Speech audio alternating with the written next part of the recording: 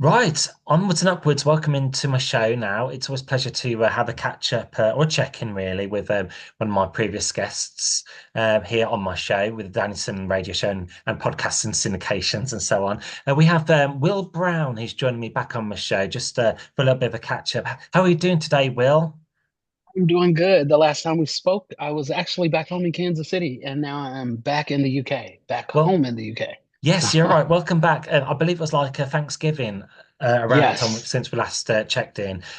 What have you been up to since then? You've been working on new music or just having a bit of a rest?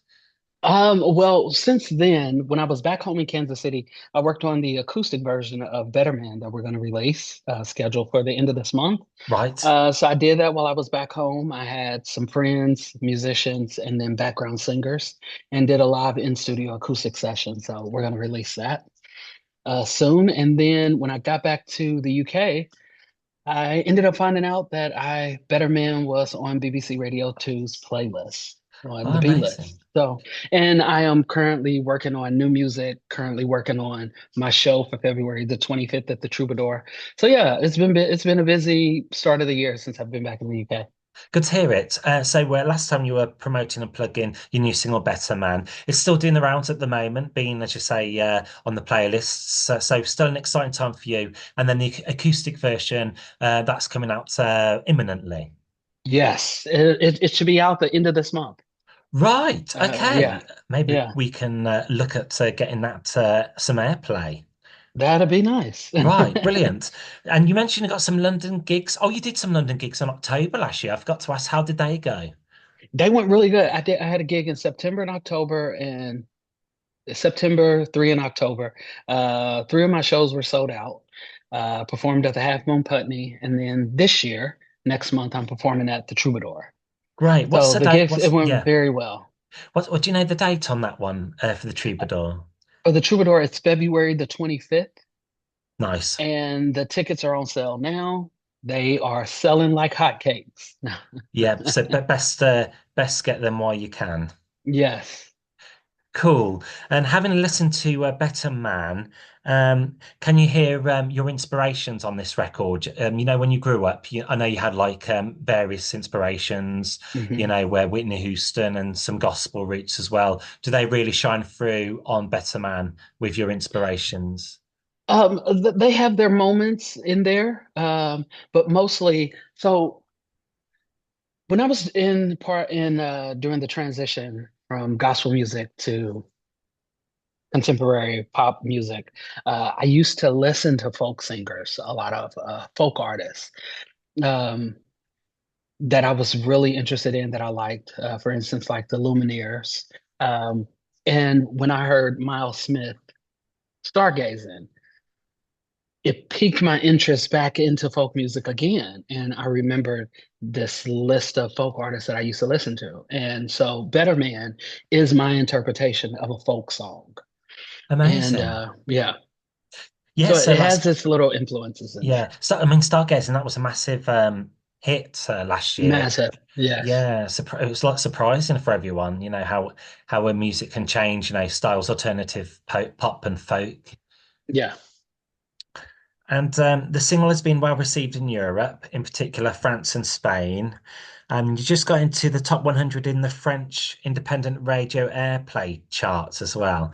I was going to ask you, with Better Man, would you ever be open to recording it in another language or doing like future releases, like in like Spanish or French or Maybe not another language, but I would love to have a collaborator, like a French artist, is to get on the record or a new record that I'm releasing. So yeah, I'm totally open to it. But I'm not ah, sure. Like I wouldn't mind doing a record in a different language. Um, let's see. I've done. Yeah, I don't. I wouldn't mind it. mm, I wouldn't mind it. yeah, because It'll be interesting. I know with other languages singing, it's not easy. Yeah. And one of your career highlights was reaffirmed when you performed with Jackson Brown in Santa Monica. How was that Yes. experience? It was a really great experience because at the time I didn't know Jackson Brown's catalog, and he is in my reference list of music. Um, Jackson Brown, I would say he's considered like a soft rock guy. Um, but for me, it feels more like soulful rock. And I really enjoy his music. And it was a great experience being able to sing some of his classic songs with him in Santa Monica. And that was my first time ever going to LA as well. So, And Santa Monica's at California. yes. Right, got Yeah. you. Yeah. And another question I wanted to touch on, which I might have forgot to ask last time, was one of your tracks was called Mercy as well. Is that one of your personal favorites? Mercy is one of my personal favorites because it's a song about me accepting who I was created to be and um, kind of pulling away the mask of being someone who I wasn't and being someone who others wanted me to be. And finally coming to the realization is that I needed to accept myself and just have a little bit more self-love and have a little bit of mercy on yourself because we're not all perfect, Hmm. but we're striving to be Yeah, perfect or be better. And so that's what Mercy was about. It's a personal song just about accepting who you were created to be and having a little mercy on yourself. absolutely. Where do you get your creativity and your concepts, when you're writing music? Could it be like, from reading a book or watching a movie? Yeah. So for me, the creative concepts, it depends. Mostly it's like life experiences. Like for instance, the first EP, that was all personal, everything that I experienced on my journey. And then Phoenix Rise, that was another personal song because it came about after a breakup.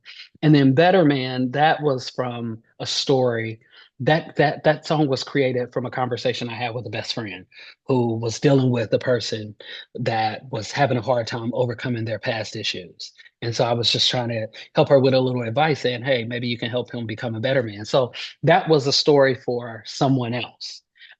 So I get all my inspiration from wherever the universe, um, wherever it comes from in the universe.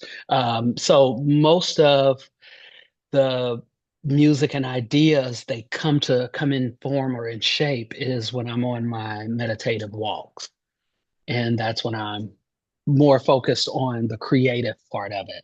But usually it's life experiences or just being a part of a community or chatting with people, strangers, it could be total strangers, and just hearing their stories and hearing what it is that they're going through and seeing either how I can relate or how I can assist.